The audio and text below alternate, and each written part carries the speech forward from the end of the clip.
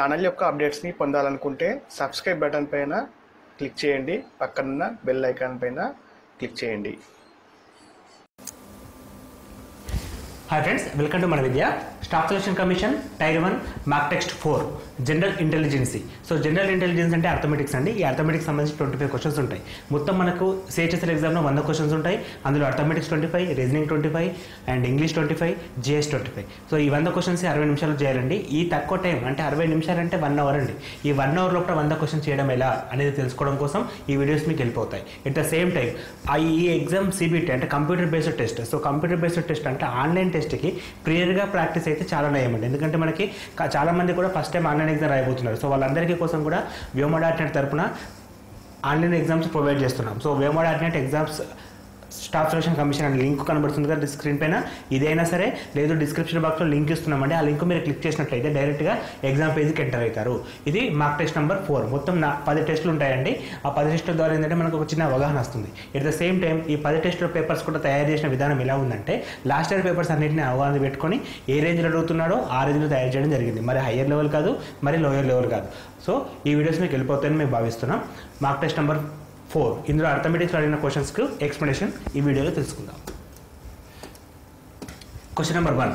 A student has to obtain 33% of the total marks to pass. He got 125 marks and failed by 40 marks. What is the maximum marks? So ఇక్కడ ఏమంటున్నాడంటే ఒక వ్యక్తికి ఒక స్టూడెంట్కి 33% మార్కులు వస్తే పాస్ అయినట్టు. ఒక అబ్బాయికి 125 మార్కులు వచ్చినాయి, 40 మార్కులు తేడాతో ఫెయిల్ అయ్యాడు. అయితే మొత్తం మార్కులు ఎంత? ఆ ఎగ్జామ్కి మొత్తం మార్కులు ఎంత? సో ఇప్పుడు తనకి 125 మార్క్స్ వచ్చాయండి. 125 మార్క్స్ వచ్చాయి. తనకి ఇంకొక 40 మార్క్స్ వచ్చి ఉంటే తను పాస్ అయ్యేటాడు. సో అంటే 40 మార్కులు తక్కువై ఫెయిల్ అయ్యాడు. సో 165 వస్తే పాస్ అన్నమాట. ఈ 165ని వాడు పర్సంటేజ్లో మనకు క్లూ ఇచ్చాడు. సో 33% తీసుకోవచ్చు. మొత్తం మార్కులు అంటే 100 ఈక్వల్ టు వాట్? సో ఇది సాల్వ్ చేస్తే మనకు కావాల్సిన ఆన్సర్ వస్తుంది. 165 into 100 by 33. 33 1s are 33 5s. 5 into 100 500. So 5 into 100 500 total marks ఉంటాయి. 500 టోటల్ ఆప్షన్ నెంబర్ బి. చాలా క్వశ్చన్స్ కూడా ఈజీగా ఉంటాయండి. ఎందుకంటే మనం రాయబోయే exam CHSL, not CGL. CGL అంటే హయ్యర్ లెవెల్ ఉంటాయి, సిహెచ్ఎల్ అంటే లోయర్ లెవెల్నే ఉంటాయి. కాకపోతే అక్యురసీ ఇంపార్టెంట్. నెగిటివ్ మార్కింగ్ ఉంటుంది కాబట్టి accuracy important. 65% of A number is less than the 4/5 of A number. What is the number? So ఒక నంబర్లో 65% ఆఫ్ నంబర్ అంటే ఏం రాస్తాం మనం? 65 into x/100 అంటే 65% of A number. Is less than అంటే దీనికి ఒక 21 కలిపితే 4/5 of number, 4/5 of that number వస్తుంది. సో ఇది ఈక్వేషన్ అండి. మనకి ఏమైనా సరే క్వశ్చన్ చదివి ఈక్వేషన్ రాయగలిగితే ఆల్మోస్ట్ క్వశ్చన్ అయిపోయినట్టే మనకి. సో ఇక్కడ 65/100 plus 21 equal to 4x/5. So ఇక్కడ 65 అంటే 5 13ల 5 20ల. So clearly 21 equal to 4x/5. ఇది టస్ ఏమవుతుంది? మైనస్ అవుతుంది. Minus 13x/20. సో ఎల్సిఎం మనకి 20 ఉంటుంది. 20 అన్నప్పుడు ఇక్కడ 5 కాబట్టి 4ల 16x minus 13x which is equal to 3x/20 equal to 21. 3 ఎక్కం 3 7ల. So x equal to 7 into 20 140. So x value ఎంత వచ్చింది? 140. Option number 3 is correct. Option number 3 is correct. So చాలా క్వశ్చన్స్ కూడా ఇదే లెవెల్లో ఉంటాయి. సో ఇక్కడ మనకి ఏంటంటే accuracy at the same speed and practice, ఈ 3 ఉంటే మనం టైర్ 1ని క్లియర్ చేయొచ్చు. Next question. A cyclist wins 500 meters race in 45 seconds. His speed was. So ఇప్పుడు స్పీడ్ ఎంత అని అడుగుతున్నాడు. సో ఒక సైక్లిస్ట్కి 500 మీటర్లని 45 సెకండ్ల క్రాస్ చేస్తాడు. సో 500/45 చేస్తే మనకి ఏమొస్తుంది? మీటర్ పర్ సెకండ్ వస్తుంది. కానీ మనకు అడుగుతుంది ఏంటి? Kilometer per hour. ఇక్కడ అన్ని ఆప్షన్స్ కూడా కిలోమీటర్ పర్ అవర్ ఉంది కాబట్టి meter per second kilometer per hour convert చేయాలంటే ఇంటూ 18/8 చేస్తే సరిపోతుంది. So 18/5. So 9 2s 9 5s 5 1s 5 100s 5 1s 5 20s 20 into 2 40. So answer is 40 km/h. Basic level questions అంటే ఈ రేంజ్లో ఉంటాయి. ఏ man crosses 1.5 meters long bridge in 5 minutes is speed. So అతని speed km/hలో చెప్పాలా? So km/h చెప్పాలంటే దీన్ని ఫస్ట్ అవర్కి కన్వర్ట్ చేస్తే సరిపోతుంది కదా. ఆల్రెడీ ఇక్కడ కిలోమీటర్స్ ఉన్నాయి 1.5, ఇదేమో 5 minutes. 5 minutesని కిలోమీటర్స్కి మార్చాలంటే ఇంటూ 60 చేయాల్సి వస్తుంది, బై 60 చేయాల్సి వస్తుంది. 1.5 into 60/5.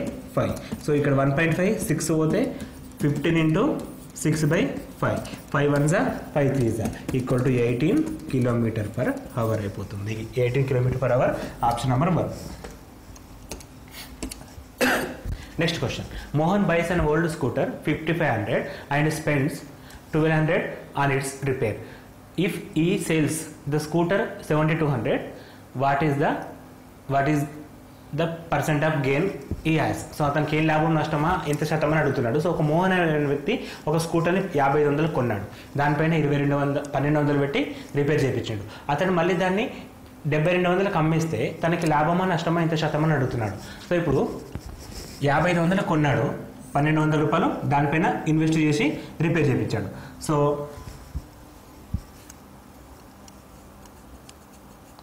సో మనకి ఇప్పుడు 5500 ప్లస్ 1200. సో 55 ప్లస్ 12 ఎంత వస్తుంది మనకి? 67 హండ్రెడ్స్. 6700 తనకి అయిన ఖర్చు. తనకు అమ్మింది ఎంత? 7200 కమ్మిండు. 7200 కమ్మిండు అంటే తనకి లాభం ఎంత వచ్చింది? 500 రూపీస్ వచ్చినాయి. ఈ 500 రూపీస్ దీంట్లో ఎంత అమౌంట్ అనేది question. So 500/6700 into 100. So 0000 get cancel. Clearly 67/500. 500/67 అంటే ఇంటూ 8 చేయండి. 8 చేస్తే 56 40 45 అంటే నియర్లీ మనకి 8 పాయింట్ చేంజ్ వస్తుంది. సో మనకి ఇక్కడ అన్ని కూడా అప్రాక్సిమేట్ క్వశ్చన్స్ ఉంటాయండి. కొన్ని క్వశ్చన్స్ డైరెక్ట్గా ఇక్కడ మనకి నియర్లీ 8% కాబట్టి 8%గా తీసుకోవచ్చు. క్వశ్చన్ ఆన్సర్ ఇప్పుడు 8% చెప్పి తీసుకోవచ్చు. నెక్స్ట్ క్వశ్చన్ సేమ్ అవుతుంది, కాకపోతే ఇక్కడ ఏమంటున్నారు చూడండి. Mohan buys a old scooter 5500 and spends 1200 on its repair. If he sells the scooter 5200, what is the last percent? ఇంత ముందు గెయిన్ పర్సెంట్ అడిగాడు, ఇప్పుడు లాస్ట్ పర్సెంట్ అడుగుతున్నాడు. సో అగైన్ మనం ఏం చేయాలి? ఇప్పుడు రెండింటిని యాడ్ చేస్తే మనకి ఆయన పెట్టిన ఖర్చు వస్తుంది. ఆయన పెట్టిన ఖర్చు 6700. దీని నుండి 5200 అమ్మేశాడు. సో 5200 అమ్మిస్తే తనకి లాస్ ఎంత? 1500 లాస్ వచ్చింది. సో ఈ 1500ని దేంతో కంపేర్ చేయాలి? ఎప్పుడు కొన్న వేలతోటి, అంటే తను పెట్టిన ఖర్చుతో కంపేర్ చేయాలి. కాబట్టి 1500/6700 into 100. 0000 get cancel. 65 62 134 ఎంత ఉంటుందమ్మా? 115 అంటే 16 ఉంటుంది. పక్కన 0 అగైన్ మళ్ళీ 22. సో మనకి నియర్లీ 22% అంటే పాయింట్ వస్తుంది కాబట్టి 22% తీసుకోవాల్సి వస్తుంది. అంటే ఒకవేళ లాస్ అయితే ఎంత, లాభం అయితే ఎంత, రెండు రకాల క్వశ్చన్స్ కూడా ఫార్మ్ అయ్యాయి. Next question. If 12 men working 5 hours per day can do complete in 90 days. అంటే ఒక 12 మంది రోజుకి 5 గంటల చొప్పున పనిచేస్తే ఆ పని 90 రోజుల్లో అయిపోతుంది. అయితే 5 మంది అదే పనిని ఎన్ని రోజుల్లో కంప్లీట్ చేయగలరు అనేది క్వశ్చన్. సో ఇక్కడ simple formula M1D1H1 equal to M2D2H2 అనే ఫార్ములా ఇచ్చేస్తాం. సో M1 అంటే మొదట ఇచ్చిన మంది 12 మంది, D1 అంటే డేస్ 90 days, H1 అంటే అవర్స్ 5 hours per day. ఇప్పుడు M2 అంటే 5 men 10 hours per day.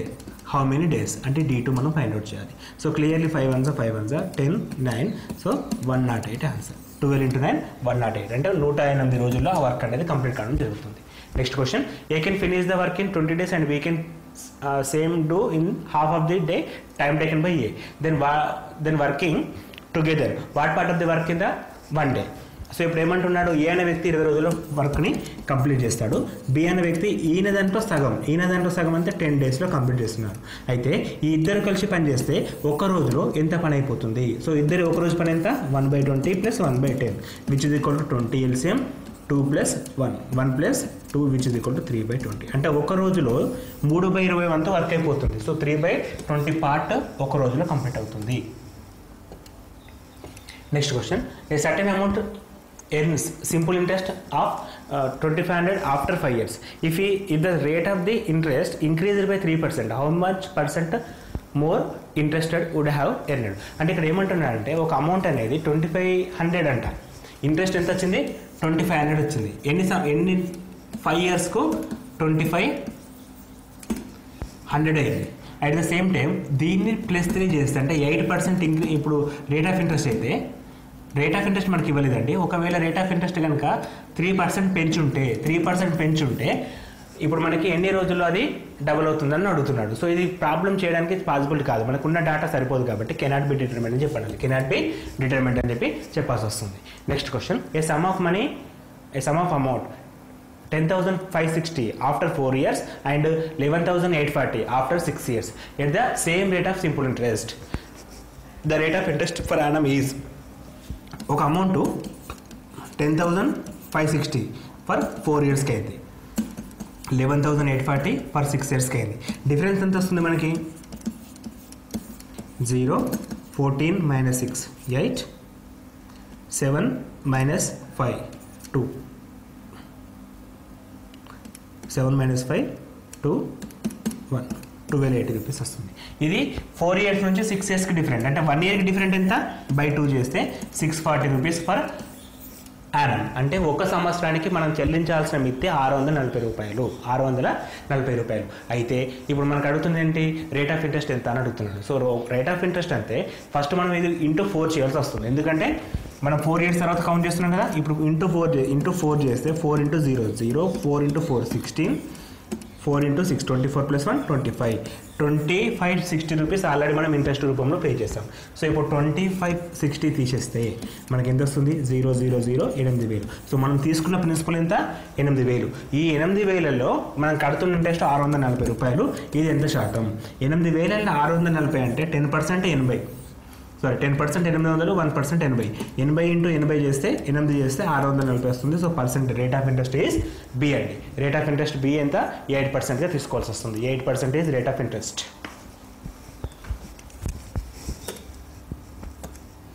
Next question, if a number x is 10% less than the another number y and y is the 10% more than the 125, find out the value of x. So x అనే number y కంటే 10% less తక్కువ. At the same time ఈ y అనే number 125 కంటే 10% ఎక్కువ. So ఇప్పుడు x value ఎంత అనే క్వశ్చన్. సో ఫస్ట్ మనకి తెలియాలంటే y వాల్యూ తెలియాలి. సో y వాల్యూ తెలియాలంటే ఏం చేయాల్సి వస్తుంది? సో 125లో 10% ఎంత? 12.5. ఎక్కువ అని ఇచ్చాడు కాబట్టి కలుపుతున్నాను. 137.5 వచ్చింది. 137.5 అంటే y వాల్యూ. y వాల్యూ ఎంత వచ్చిందమ్మా ఇప్పుడు? 137.5. ఇందులో నుంచి x రావాలంటే మనకి ఏం కావాలి? 10% మైనస్ చేయాలి. సో 10% ఎంత ఇందులో? 13.75. ఈ పాయింట్స్ అనేవి గుర్తుంచుకోండి. 10%, 1% ఎక్కడ పాయింట్స్ పెడుతున్నామో దానికి మార్క్స్ ఉంటాయి. సో 10/5 ఉంటుంది. 14 - 7 14 - 7 7, 4 6 - 3 3 2 1, 123.75 రూపీస్. 123.75 అనేది ఫస్ట్ తీసుకున్న number.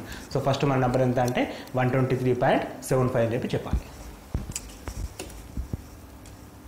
Next question, present age of Samir and Anand are in the ratio 5:4 respectively. 3 years hence the ratio of their ages will become 11:9 respectively. What is the Anand present age? So ఇక్కడ ఇద్దరు ఇచ్చాడండి, Anand Sameer and Anand. ఇద్దరు ఏజ్ల గురించి discuss చేస్తున్నాం.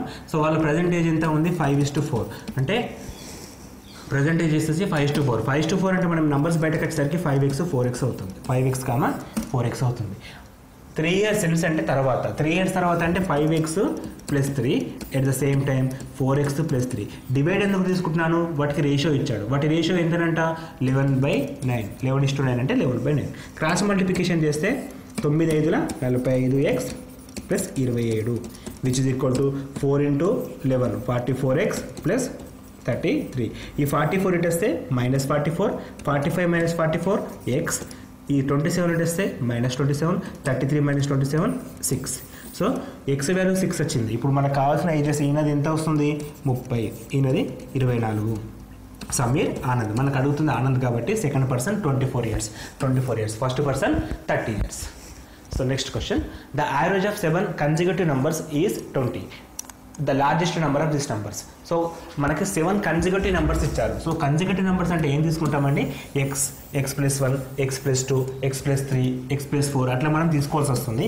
x1 x + 1 1 x + 2 1 ఇట్లా మనం x + 6 దాకా తీసుకొని వాటి యావరేజ్ ఫైండ్ అవుట్ చేసి ఇదంతా ప్రాసెస్ పెద్దగా అవుతుంది. ఇక్కడ షార్ట్ కట్ ఏ విధంగా ఉంటుందంటే consecutive అంటే సీరియల్ నెంబర్స్, లేదు incremented by 2 incremented by 3 every time. అంటే మనకి ఇక్కడ డిఫరెన్స్ అనేది సమానంగా ఉన్నప్పుడు ఒక లాజిక్ ఉంటుంది. సో అందులో డిఫరెన్స్ సమానంగా ఉంటే మిడిల్ నెంబర్ అనేది యావరేజ్ అవుతుంది. సో మిడిల్ నెంబర్ ఏమవుతుంది? ఇప్పుడు 7 నెంబర్స్లో 1 2 3 4 5 6 7 ఇందులో మిడిల్ నెంబర్ అనేది యావరేజ్ అవుతుంది. సో ఇప్పుడు మనకి మిడిల్ నెంబర్ 20 అన్నమాట. సో మిడిల్ నెంబర్ 28, దాని లార్జెస్ట్ నెంబర్ ఏంటి కన్సిక్యూటివ్ కదా, 21, 22, 23 లార్జెస్ట్, స్మాలెస్ట్ ఏమవుతుంది 19, 18, 17. సో ఇవి ఆ నంబర్స్. వీటి యావరేజ్ ఎంత, వీటిని యావరేజ్ చేస్తే మనకి 20 రావడం జరుగుతుంది. మనకు అడిగింది ఒకటే కనుక మనకు అన్ని విషయాలు తెలిసిపోతాయి. చిన్న లాజిక్ ఏంటంటే యావరేజ్ అనేది మిడిల్ నెంబర్ తీసుకోవడం, ఎప్పుడు కన్సిక్యూటివ్ లేదా డిఫరెన్స్ ఏముంటాయి. So answer 23, answer 23 option number సిలో ఉంది. Next question, it was Sunday on January 1st, 2006. What was the day of the week? January 1st, 2010. So suppose January 1st, 2006 అనేది Sunday అయితే again January 1st, 2010 అనేది ఏ రోజు అవుతుంది. So మనకి ఇక్కడ ఏంటంటే మంత్ సేమ్ ఉన్నప్పుడు ఇయర్స్ మాత్రం క్యాలిక్యులేట్ చేయాలి. 2006 నుంచి మనకు అడుగుతుంది 7, 8, 9, 10 అడుగుతున్నాడు. 2006 నుంచి 2007కి 1 హార్డ్ డే ఉంటుంది, ఎందుకంటే అది కామన్ ఇయర్. 2007 నుంచి 2008కి 1 హార్డ్ డే ఉంటుంది, ఇది కామన్ ఇయర్. బట్ 2008 నుంచి 2009కి 2 హార్డ్ డేస్ ఉంటాయి, because it is leap year. Leap సంవత్సరానికి 2, నార్మల్ సంవత్సరానికి 1. 2009 నుంచి 2010కి 1 హార్డ్ డే ఉంటుంది. సో మొత్తం మనకి 5 హార్డ్ డేస్ ఉంటాయి. సో 5 డేస్ కలిపితే సండే తర్వాత 5 డేస్ ఏమొస్తాయి, సండేకి 5 డేస్ కలపాలి. Monday, Tuesday, Wednesday, Thursday and Friday. So our answer is 1, 2, 3, 4, 5. Friday is answer. So Friday option number C is correct. Next question. If 2 ships are in the sailing in a sea on the 2 sides of the lighthouse. So ఇప్పుడు ఈ ఒక్క డేటాకి సరిపోతుంది మనకి. So ఒక light house అనేది సముద్రంలో ఉంది, దానికి రెండు వైపులా 2 షిప్స్ ఉన్నాయి, 2 వైపులా 2 షిప్స్ ఉన్నాయి. ద యాంగిల్ ఆఫ్ ఎలివేషన్స్ అంటే కింద నుంచి పైకి to the top of the lighthouse observed from a ship or 30 and 45 degrees respectively. If the lighthouse height was, light is 100 meters. So ఇది 100 ఉంది, ఇది 100 ఉంటే డిస్టెన్స్ ఎంత, వీటి మధ్యలో డిస్టెన్స్ ఎంత అంటే మనం ఇది కనుక్కోవాలి, రెండింటిని యాడ్ చేస్తే సరిపోతుంది. సో దానికోసం ఫస్ట్ ఈ డిస్టెన్స్ కావాలి. ఇక్కడ 30 degrees ఉంది, ఇది 100, ఇది అపోజిట్, ఇది అడ్జసెంట్. అపోజిట్కి అడ్జసెంట్కి ఫార్ములా ఏంటి, tan θ యూజ్ చేస్తాం. So tan 30 equal to 100 by దీన్ని x అనుకుంటున్నా, దీన్ని y అనుకుంటా. సో tan 30 అంటే 1/√3 equal to 100 by x. So x equal to √3 into 100. Next y equal to ఏమవుతుంది, 45 ఉంటే ఇక్కడ ఏముంటే అక్కడ తీసుకోవచ్చు. ఇక్కడ 100 ఉన్నప్పుడు ఇక్కడ 100 తీసుకుంటా. సో మనకు y ఎంత వచ్చింది, 100 వచ్చింది. ఫస్ట్ వన్ ఏమొచ్చింది, √3 ఇంటూ 100. సో మనకు ఆన్సర్స్ మొత్తం 73లో వస్తున్నాయి. అంటే √3 ఈక్వల్ టు మనం ఏం రాసుకోవచ్చు, 1.73 రాసుకోవచ్చు. 1.73 ఇంటూ 100 చేస్తే 173 అవుతుంది. ఇది 173, ఇది 100, మొత్తం మనకి ఎంత ఇప్పుడు 273 answer. 273 option number C. Option number C 273 is answer. Next question, convert the slope intercept form of this equation. So 3x - 4y equal to 12. అంటే ఇది ఎట్లా ఉందంటే ax + b y + c equal to 0 రూపంలో ఉన్న లైన్. ఈ లైన్ని మనం slope intercept form అంటే y equal to mx + c రూపంలోకి కన్వర్ట్ చేయాలి.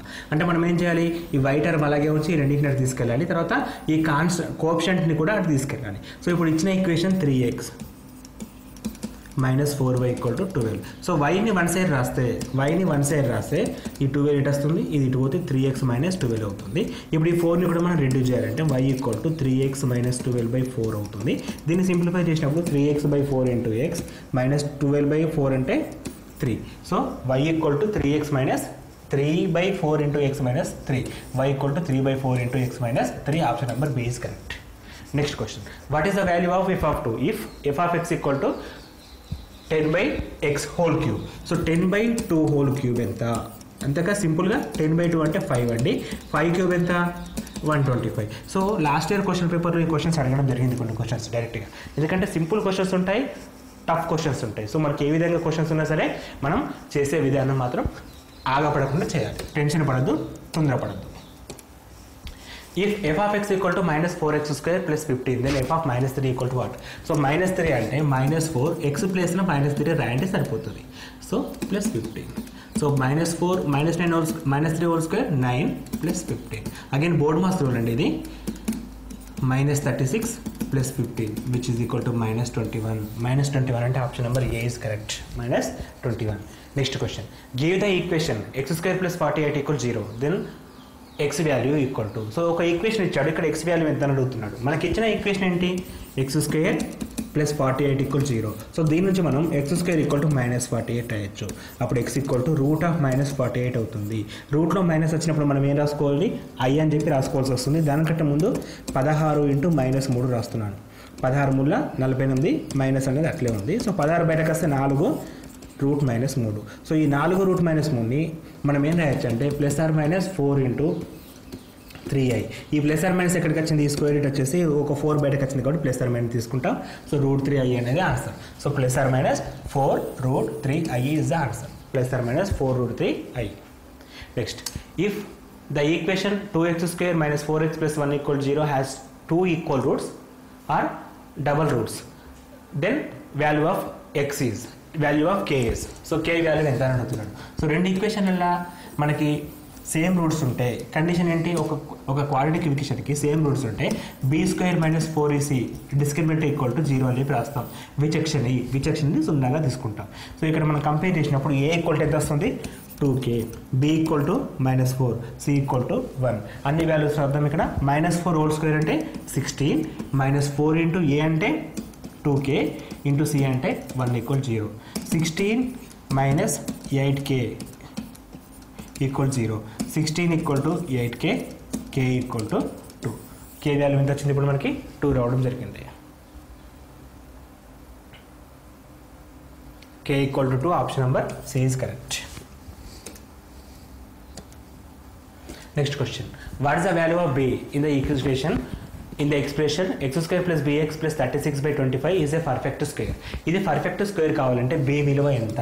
సో b విలువ ఎంత ఉంటే ఈక్వేషన్ పర్ఫెక్ట్ అవుతుంది. ఇది చూడగానే x² + y² + 2ab ఫార్ములా ఉంది.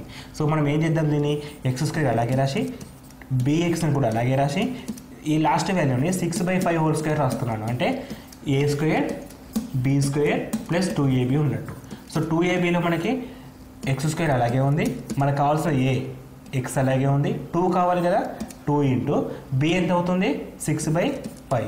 ఈ రెండు వాల్యూస్ ఉంటే ఆటోమేటిక్గా మనకి 6/5 ఇప్పుడు ఇలా ఉంటే ఇది పర్ఫెక్ట్ స్క్వేర్ రాయొచ్చు మనం. ఇట్లా ఉంటే మనం x + 6/5 అని చెప్పి రాయడానికి అనుకూలంగా ఉంటుంది. అట్లా ఉండాలంటే ఇక్కడ b ప్లేస్ ఎంత ఉండాలి, 2 × 6/5 ఉండాలి. 2 × 6/5 అంటే 12/5 అనే నెంబర్ అక్కడ ఉంటే అది మనం పర్ఫెక్ట్ స్క్వేర్గా రాయొచ్చు. So our required answer is 12/5. Option number D correct.